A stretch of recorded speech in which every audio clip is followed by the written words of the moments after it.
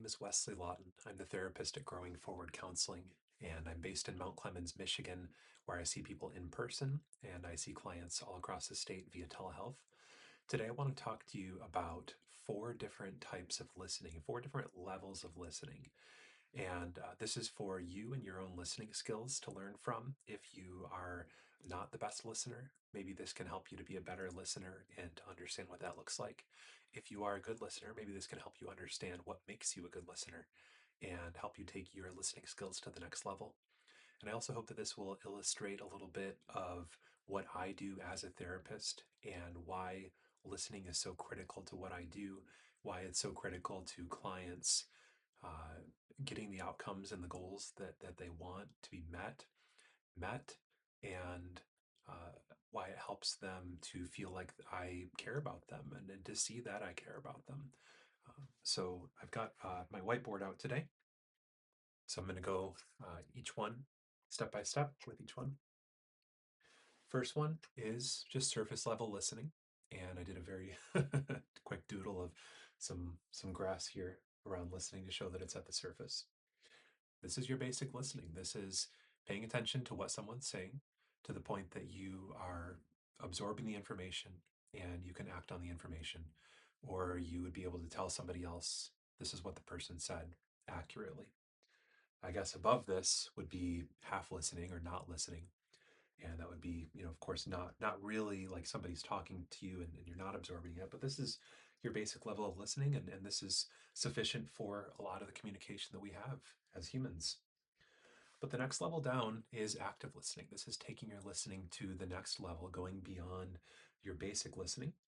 And so this involves really being intent, looking at the person who is talking to you, and it involves um, responding to what they're listening to by you can either give a response of, oh, that sounds like it would be this, or you can ask a clarifying question, or you might reflect back to them what they said to you to show you that you heard them correctly or to make sure that you heard them correctly. Or you might kind of rephrase it a little bit to say, well, okay, so here's how I'm understanding it. Is this basically what you're saying? Right? These are all different versions of active listening. And when someone's being actively listened to, they can really feel it. And that helps you to understand them on a level beyond just the words that they're saying. Or maybe it is just the words that they're saying, but it helps you understand it more fully. I think that's a better way of saying it. The next level down is empathetic listening. Of course, that's listening with empathy. And so, what this looks like is while you are listening, and by the way, each one of these includes the levels over it. So, you can't actively listen without your basic listening. And you're going to have a hard time listening empathetically if you're not at least actively listening as well. So, this is while you are actively listening, you are also processing in your mind, intentionally, or sometimes it happens automatically. What must it be like to be this person going through this? You are listening to their words, but you're also listening to their emotions. You are really feeling their experience. You're putting yourself in their shoes. And that allows you to reflect not only the content of what they're saying, but also the emotions behind it. Or maybe if you want to paraphrase it a little bit, then you're going to paraphrase it in a way that they might not even have considered for themselves. And so this lets you to really listen to and understand them on a deeper level than basic listening or active listening.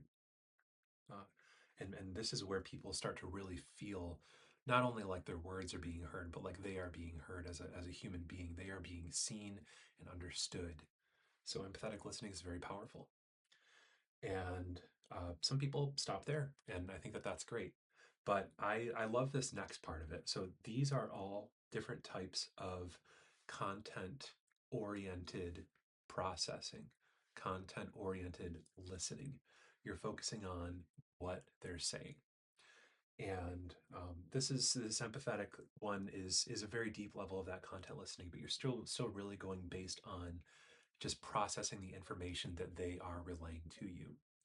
Now, the next level down, I would say, is Instead of focusing just on the content, you are including that. Remember, you have to include the higher layers to go to a deeper layer.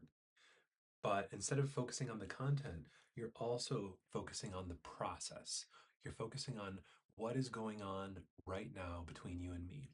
You're taking into consideration what has been the arc of our conversation, or what has been a pattern, and how does this connect to what we were talking about before? Even though that seems like it was a different topic, how did we get from that topic to this topic, and why is that important? Or what am I feeling right now as I'm listening to you? And how is that a part of me listening? For instance, if somebody starts to feel really stressed while they are listening to me, and I sense that with empathy, and then I start to feel maybe defensive, let's say, okay? Part of process oriented listening is noticing that defensiveness, and I can communicate that defensiveness to them. Like, I felt this kind of a guard go up in me while I was listening to you. And I wonder if that helps inform, this other conversation, this thing that you're stuck on. Like, I wonder if the other person might have felt the same way. They were responding to your stress by trying to keep themselves safe, or by maybe they felt like you were accusing them of something, even if that's not what you meant. But I was feeling this. Let me communicate that to you. Or maybe it's you notice a change in the vibe, so to speak, a change in the energy. You can communicate that with them as well. Like, when you started talking about this other thing, the whole energy changed, and your tone of voice changed, or your body language changed. You can notice the body language and the posture and incorporate that into your listening and into your processing and the discussion. So this is deep. This is complicated. This takes practice and skill. But this can be even more powerful than empathetic listening, or I would say that it's very powerful alongside empathetic listening. Not everybody is capable of doing this today, right? You can work on it. I think that just about anybody can learn this. In fact, some people aren't even capable of really doing this today. This might take a little bit of trial and error and practice and figuring out to get to empathy, empathetic listening, I should say.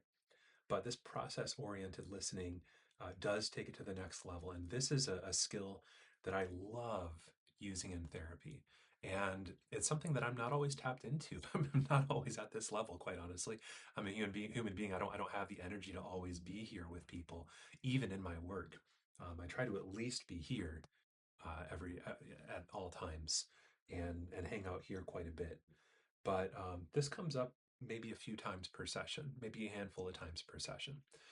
But it can be so productive as I'm working with clients to notice the process, to reflect the process, to really kind of play around on that deep level. All kinds of interesting things can come up. And when you are skillfully process oriented listening with someone, uh, it's going to happen. That you're gonna hear things that they don't even hear themselves as they're speaking. You're going to show them things about themselves that you see, that you hear, that you understand, that they probably haven't quite grasped yet. At least in many cases, not in every single case, but um, really powerful. So I hope that that helps you. I hope that helps you in your relationships and in your work, perhaps if you're in a situation where you're working with clients in your own industry. And I hope that also shows you about some different levels of listening that I am aware of, and I'm always kind of keeping in the front of my mind when I'm working with clients to be able to help them to the greatest effect. And some of the most positive feedback that I get from clients in my therapy work is that they feel really listened to and seen and understood, as well as accepted for who they are. Right? We're working on changing. We're working on growing. Growing forward counseling is the name of the practice, and so even if they're not okay with all the elements of what they've done or who they are today or whatever it is, they still know that I accept who they are deep down, even as I'm seeing and understanding them on all these levels. And so, if you're interested in working with me as a therapist or in learning more about this issue, feel free to contact me. My website is gfcounseling.com. Again, that's for Growing Forward Counseling, gfcounseling.com. You can email me at wes, at gfcounseling.com, or you can call or text me here at 586 576 6523, and I would love to hear from you. Again, I hope this helps and have a good day.